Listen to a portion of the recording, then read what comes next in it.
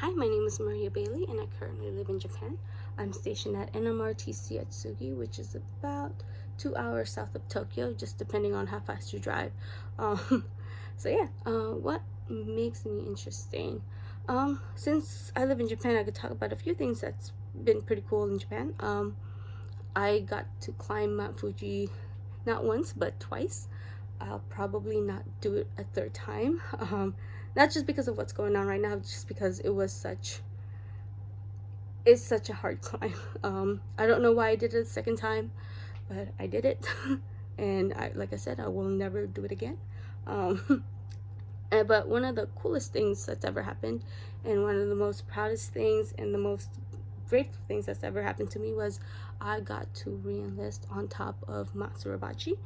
On the very side that our flag was raised in Iwo Jima, and we were all given certificates to commemorate that day because it was on the 4th of July, which was pretty cool. And then we got to tour Invasion Beach and also the Peace Memorial, and we got to see where all the equipments were at, where the ships were located and stuff. And then we actually got a chance to go down to Invasion Beach and collect the sands. I actually collected a lot more sand than this. I had like bags and bags of sands, and I gave them all to the corpsmen and where I work, and also my family members. If you can see, that's our little caduce right over there. We had that little sketched in just because we were so happy to have that opportunity to go to Iwo Jima, because it's very rare to go there, and to re-enlist it's even more rare, and to raise our flag, which is even more rare. So we had our flags raised. After that, I put mine in the shadow box.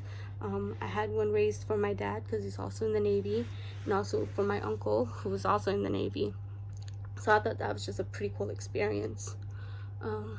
What degree am I pursuing? I am getting my master's degree in communications. I'm halfway done with the program. So hopefully after graduation, I'm gonna take a little break, and focus on work for a little bit. I don't know where I'm gonna be headed after I finish my master's, because it looks like I'm on track to finishing it in a couple of years. I take one class per semester, so by the time I graduate with my master's degree, I'm going to be up for my C, or operational billet. So I don't know if I'll be deploying with the Marine unit or if I'm going to be going on a ship and deploying out to sea. So we don't know I don't know what my future holds with my Navy career, but I'm going to go ahead and take a break, focus on my Navy career, and then go ahead and pursue a PhD in communications. I retire in about 10 years, a little over 10 years. So hopefully I can get that done before I retire.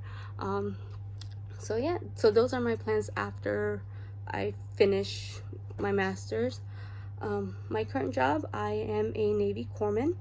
And one of the cool things too, one of the people that ended up raising the flag in Iwo Jima was a guy named John Bradley. He was a corpsman, and it was really cool because my husband is an FMF corpsman, and so is John Bradley, and I actually took our dog tags, and our original dog tags, the ones that we got from boot camp, and I placed them on his memorial, so it'll forever be there, which I think is pretty cool. But I am a Navy corpsman.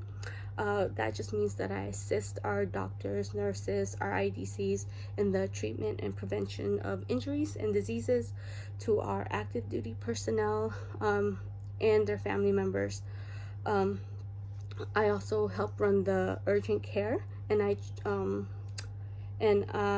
also train our corpsmen in like IV insertion, IM injection, minor surgical procedures like toenail removals or cyst removals. So yeah, and that's what I do in the Navy. I also help our senior medical officer right now with our COVID task force. So whenever people are coming in, we test them, and then if they do test positive, we treat them as well. I can't really talk much about that one, but we do our part with COVID-19. Let's see, what do you hope to learn from this course? Like I said, I work in the medical field. by the time this course ends, it's pretty cool. Well, it's kind of interesting, but by the time this course ends, we're actually going to be doing our shot X's for influenza. And right now we are in the planning stages, and you could see where there's a lot of conflicts, and with people who are comfortable with how it was run before and people with new ideas on how to run it. And I think that's in learning about conflict management and effective communication, I think I could bring a lot to the table with how we can effectively communicate and, you know, deal with this operation so it can go smoothly without compromising our mission readiness. So like, I'm just really excited to learn what I can bring to the table with what we do in this class.